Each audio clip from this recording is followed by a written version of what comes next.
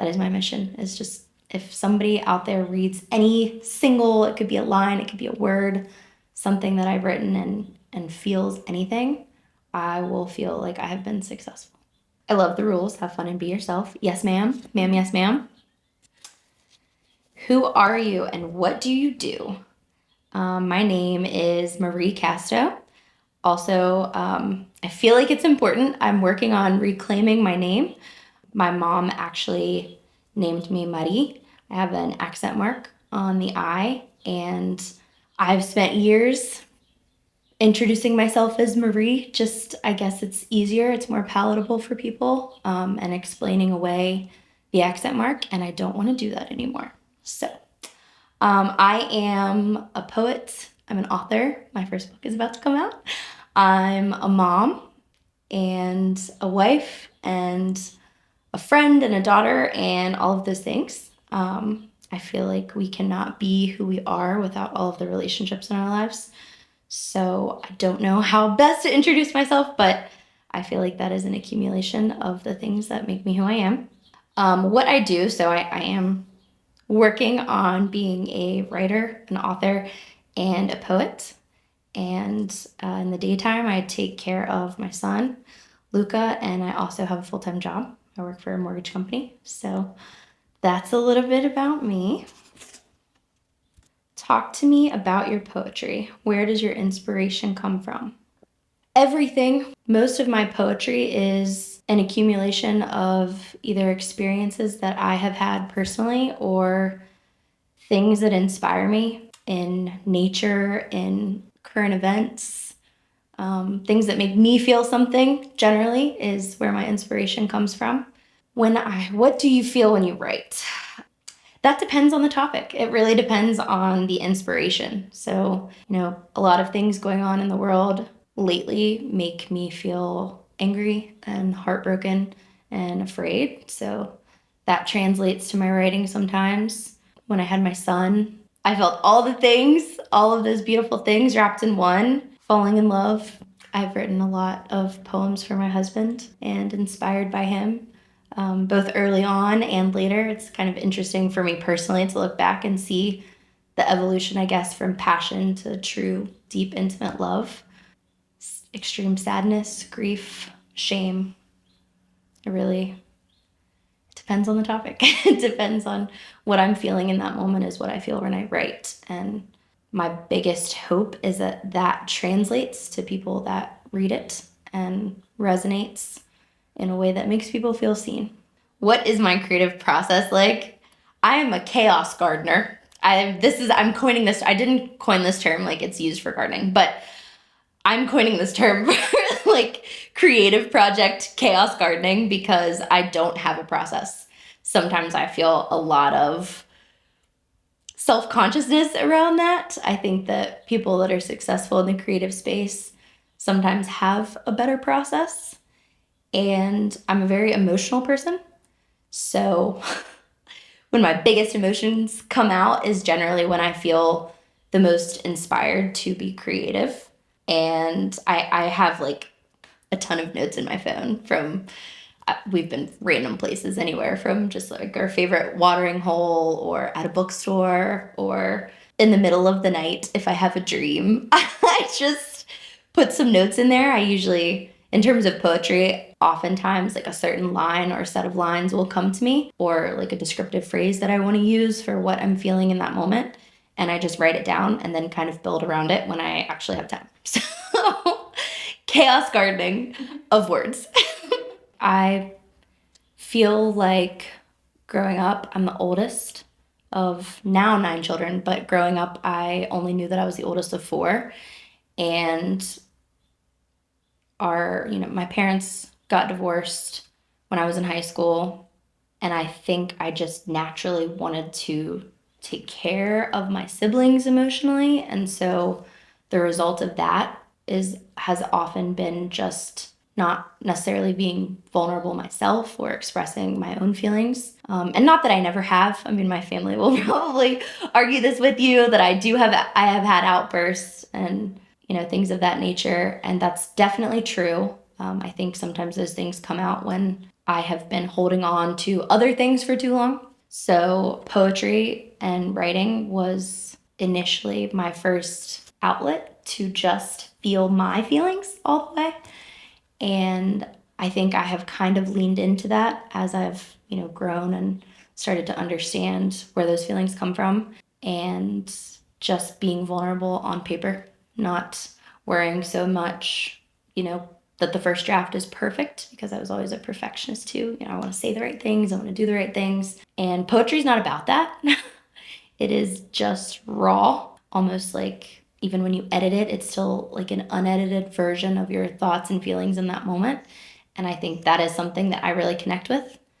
And it gives me that space. It's just about me and my feelings, whether, right or wrong, justifiable or not. It's what I get to put out into the world. And it helps me a lot, honestly. It's very therapeutic. So yeah, it is very emotional for me always. I don't think that I could write something that I would be proud of necessarily. And hopefully, maybe that will change and evolve as I write more and explore, potentially other types of writing, not just poetry.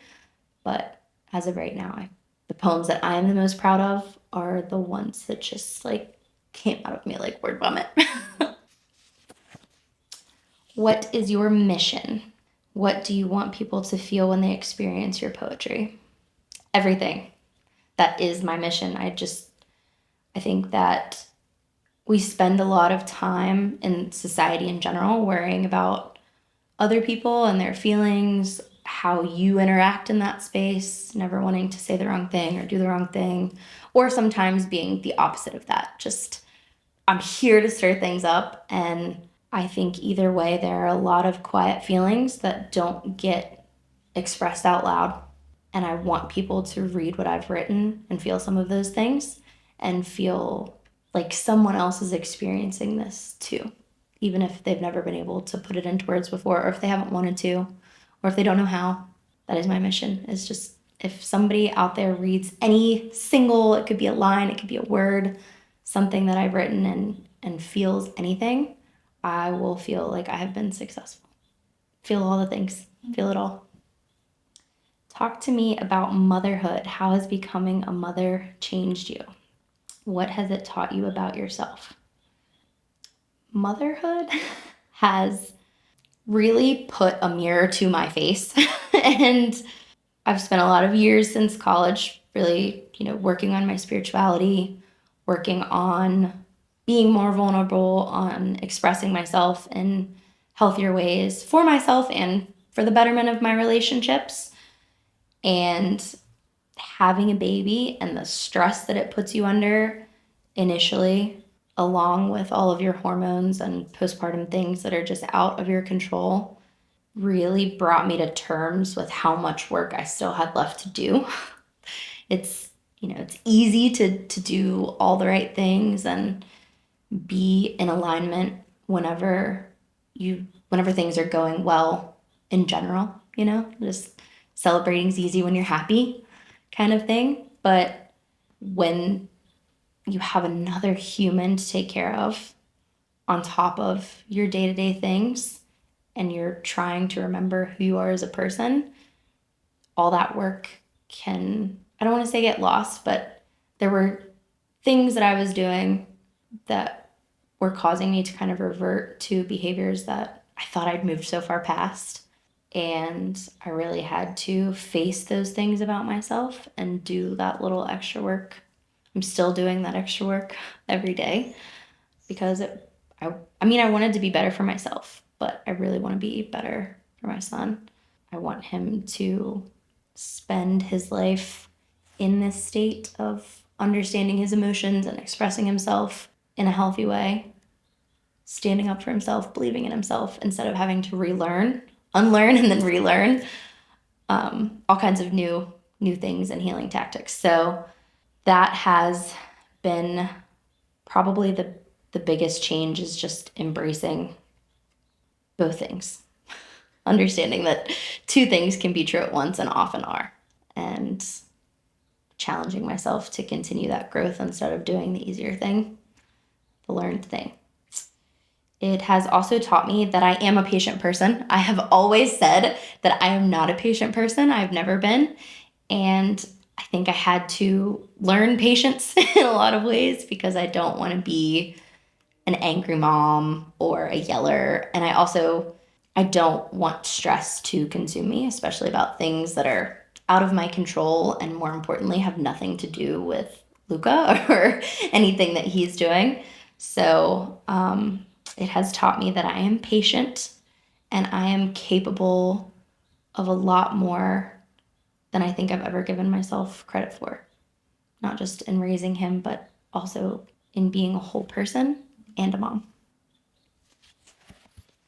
You met your biological father and siblings later in life. How did that experience reshape you and your identity? That's a loaded question. I guess there's like a two-part to this. I spent a lot of years after finding out that I was adopted just wondering. I had questions, and there were moments in my life where I did feel different from my siblings. Sometimes my mom would say things like, you're so much like your biological dad right now, whatever I was doing, whatever action that was. And I wanted to know what that meant. And so meeting not only him, but then finding out that I have 5 other siblings that I didn't have the opportunity to know was like a look behind the curtain, but at myself in some ways. I don't know how to express that properly, I guess. But my sister Bella and I kind of instantly got to be pretty close, and we're so similar. We're very different. We had different experiences in life, but so many things that we love, behaviors that we have are very similar and also very similar to my biological dad. And that was validating for me in a way. I don't think I ever felt like less of a person out loud, but once I've met the whole other half that created me, I did feel more myself in some ways. Like I just better understood some things about me that I hadn't necessarily shared with that other side of my family. And I don't want that to take away from the other side of my family because they always knew and validated all the parts of me that came from them from day one. So I had already kind of had those experiences with them. And of course, like my dad that adopted me, he's my dad. My dad he taught me to ride a bike. He did all the things. But there's just always this big question mark. And it was finally answered. It gave me peace that I didn't even realize I was seeking. And in a lot of ways has also helped me in terms of understanding like I don't have to seek out things that are meant for me. And that circle is always going to come back around. They're a part of who I am, even if I didn't know them until later in life. And I think that's a beautiful thing. And I want to honor that as much as I honor my family that I did have an opportunity to know and grow up with and be there for.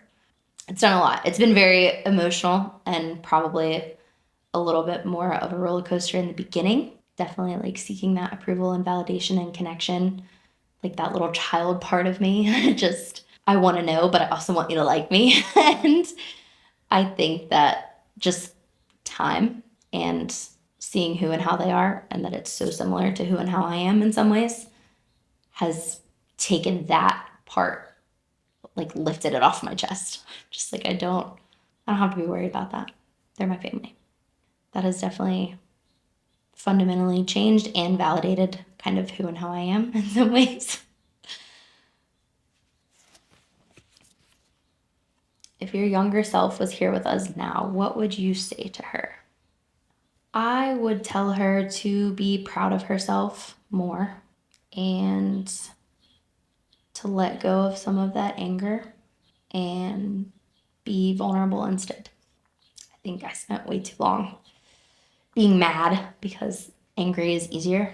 It's like a weird protective barrier that makes you feel untouchable, but it's so much stronger and more freeing to just Be honest about the ways you were hurt instead. Whew. If your future self was here with us, what would she tell you to stop holding back? I think she would tell me to stop holding back my creativity from the world, to stop being afraid that people are going to read what I've written or hear what I have to say and think I'm weird or stupid. I know that sounds so silly, but the advice I always give to my siblings, to my friends, to my family and people I care about is like, who cares? What have you got to lose? You're doing this for you. And that is hard advice to live for me. And I think my future self would probably give me a good talking to and tell me to just do the damn thing because I have nothing to lose. What is the biggest lesson life is teaching you right now? Life is teaching me that almost everything is out of my control, which is hard, especially I feel like I really, in a lot of ways, embody that like eldest daughter persona. I want to have everything figured out, not just for myself, but for everybody in my life. And I want to give advice and I want to tell people not necessarily what to do, but what direction to take. And life is kind of telling me to stop being a backseat driver to myself and others and just embrace things as they come. Take it moment by moment with the understanding that what is meant for you is already working for you. And so nothing you do or don't do right now, no stress that you have and hold on to and cling to is going to change that. What are you learning to love about yourself? Ooh. This is such a superficial thing, probably, but if I'm being totally honest, my body postpartum, it's been a real struggle for me, just the physical changes, but also, I don't know, I grew up very active and my mom always cooked and made healthy meals. And so I feel like balanced diet is just like a natural part of my life. Exercise always was. Now it looks a little different. I'm chasing a little human around instead of playing tennis or taking a walk. But that doesn't change my body anymore the way that it used to. And that's been a difficult thing to cope with for me. I guess it comes back to that out of my control thing. And honestly, my husband is the one that is always like, you created a child. And I know that, even when you're pregnant, it's like this awe-inspiring moment. Like my body is literally doing everything for this little person that's not a person yet. But it's hard to give that same grace when it feels like I'm trying all the things and I'm not feeling at home in my skin. So I am actively working on loving my body as it is now because she's done a lot for me. And I am healthy. According to the doctor, I'm the picture of health, which has been a source of frustration too. But I know that I have to let that go because it comes out in healthy and insecure ways. And that's a projection of how I'm feeling and not how anyone is treating me. So I am working on that love. It's going to be hard earned, but I'm determined. How has it felt to be seen in the hot seat today? Raw. I feel like I put a lot of things out there and a lot of things came out that I didn't know were going to come out. But I also feel proud of myself for being honest. And I guess my biggest takeaway is that I should be honest that way more often. Should let that translate into everything that I do and every interaction that I have. And my final thoughts are that you are doing a fantastic job asking all of the questions that get to the meat of who a person is and how they interact in their world. And I am honored to have been a part of it.